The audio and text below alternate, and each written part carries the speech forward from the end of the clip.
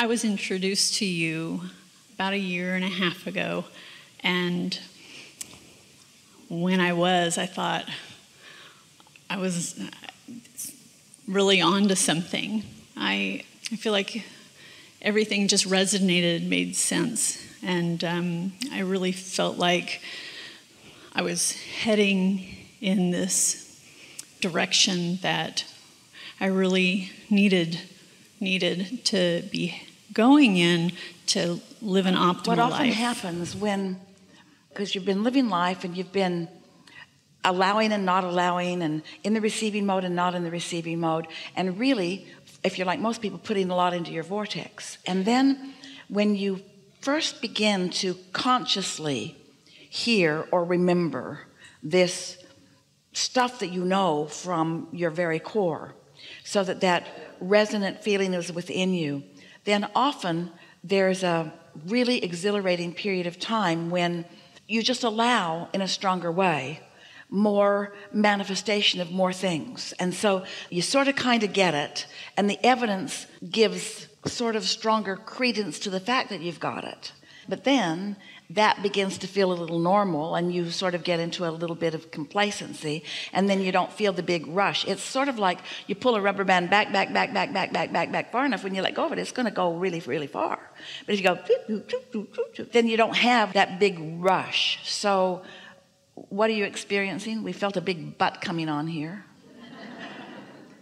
It was a few months after I was introduced to you, I found out that I had this very rare tumor, this cancer, that it's 1 in a million. Of course, I'm going to have 1 in a million. You are all so unique that you could all right. say that about everything. Oh, yeah. But we get what you mean. I know that everything has happened to me for a reason. There's a reason for this. And I feel like I was that rubber band, back and forth. And I feel like I almost manifested this with just not being in alignment. We have a question for you, and don't spend a lot of time trying to figure out the answer, but the answer matters, and we're not putting any pressure on you, but just sort of rest for it a little bit and then let it flow. Does it feel to you, knowing what you know, feeling who you are, and as often as you are in alignment, in other words, the you that you gather around the most often? So does it feel to you that this is about you having done something really wrong? Or is it about you wanting something really a lot, and this is an avenue for you to get that? Initially, I felt as if this was a punishment, but it's not. I feel like it's a blessing, and I feel as if... So tell us what blessings you've already discovered in it. The power of focus, the importance of not letting the condition be what dominates your thought, being able to choose around a condition, caring enough about how you feel that you're able to choose around a condition, and therefore you can accomplish anything. Yes, it doesn't matter how big conditions are, you can think around them. Yes, that's pretty good, because most people don't have that opportunity. Most people are in a position where they can be sloppy, lazy thinkers. Correct. After I found out I had to go in for the surgery, and it was insane the amount of people that just came out of the woodwork to support me through this, that I felt like gave me my own internal power. The question that we have for you now is, does it feel to you that there's a criticalness and an urgency or an importance to your thought, to the way you direct your thought? Because you could get that impression from what we said before. Or does it feel to you like your desire is strong enough that you can find simple, easy resonance with your desire, and then it's done? The thing that we're really wanting to point out, people often say, I have this really, really, really big desire, and that makes them think two things. It's going to be really, really hard, and it's going to take really, really a lot of focus, which means it's going to take really, really a lot of time. And we want to convey, and you make it easy, we want to convey that it is as easy to create a castle as a button. It's as easy to attract something that feels really big as it is to attract something that feels really simple. But you have to make the thing that feels really big feel really simple. The rarity of this, the importance of this, the odds of this, all put you in a position where you work against yourself. But when you understand creation is creation, doesn't matter how big it is, it's the same thing that you apply. Doesn't matter how big it is or how rare it is, none of that makes any difference. You want something, your inner being's on it. It is as simple as that. It is not more complicated than that. Isn't that the wonderful message that you would like to give to the world? Because what people do who accomplish in spite of all odds, they give people the impression that creating is difficult. And it isn't. It's simple. No, and I feel as if I have learned meditation and I have been applying that in my life. And when I meditate, I feel as if it's at those times some of the most valuable, important concepts or ideas pop into my head and it's just the most simple little things to help me work towards having the most optimal life. Who cares how long I have until I croak, but the most optimal life, and to be able to want to give back to others, to hopefully be able to teach them a lesson on the simplicity of... There, you said it. There, you got it. The simplicity of it. The simplicity of it. People who have simple things that they're reaching for have a hard time teaching others the simplicity of it because everybody thinks they already know that. But when you make something that seems complicated to people feel simple to you, and then you simply accomplish what you want, and then you talk about that, now you've done something. And sometimes I feel as if, sometimes this does not shut up, and it makes things so complicated. Well, it's all right, because you're always in the receiving mode. But more and more, as it matters to you a lot, and it does, about what receiving mode you're in. And then you feel the pleasure of that receiving mode, and you don't worry about slipping into the other. That's another thing that really helps. We want to say to you in a way that you can really hear, there's nothing serious going on here. There's nothing serious going on here. These are simple laws of the universe. You get what you want. You just got to think about what you want. And so this is an opportunity that's helped you to clarify that. And the other thing that I have to remember, and I felt as if when you walked out, nobody else was here except the two of us. And the things that you were saying, it was all directed at me. Yeah. And sometimes I feel as if I am a ball in a pinball machine, and I just am basically more about bouncing off the things that I don't want. Don't want that, don't want that, don't want that. It's all right. It's normal, and it's all right. And as we said, how do you know about clarity if you haven't had some confusion? How could you even differentiate the two? Right.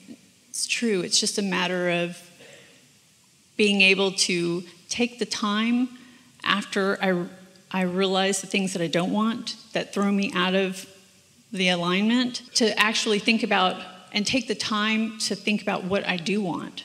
Because you said that, I'll say, okay, don't want that, don't want to be talked to like that, or whatever it is that I don't want, knowing inside that I want something good.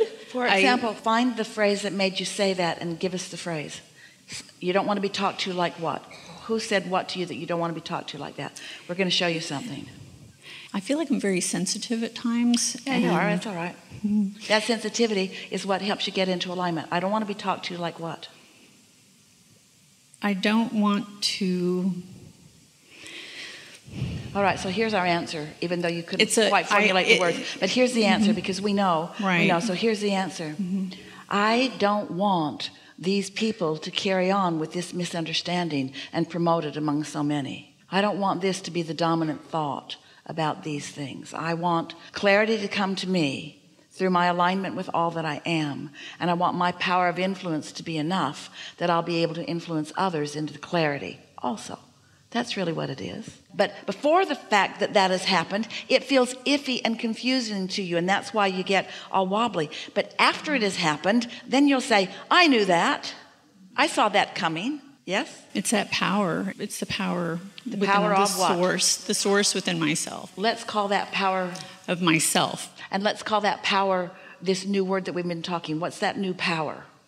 The influence of my inner being. If you're here for service, if you're here to influence knowledge and clarity, then don't you have to find it first? Can you be guessing and influence it? Can you be making it up? Can you be a hypocrite? Can you be speaking the words but not really feeling it? No. Can, but it doesn't work. No.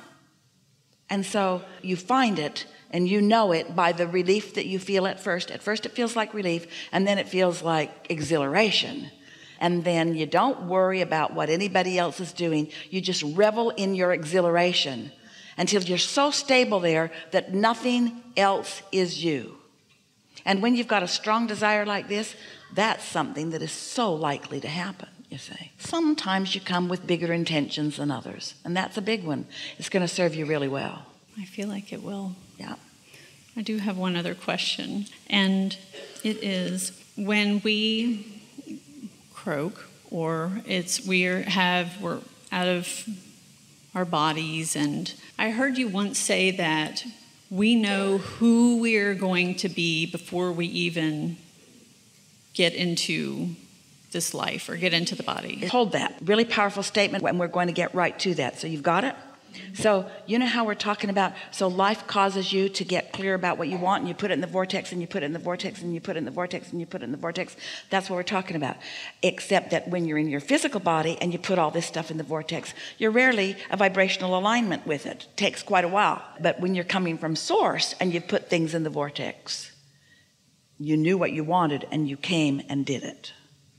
What about child molesters? Or what about, you don't sit there and say, I think I'm going to head on into a physical form. And how do you know that you didn't want some experience to get your attention early on? How do you know that? You can't say that from your physical perspective, because you have all of these reasons that you think that nobody should ever experience that, and nobody should ever even leave themselves open to have any experiences. But if you want to really carry that to the extreme, then what you mean is nobody should come into a physical experience and ever want anything less than just a perfect life experience, because nobody really wants expansion. They just want to plop right into the perfect life experience and let it be done.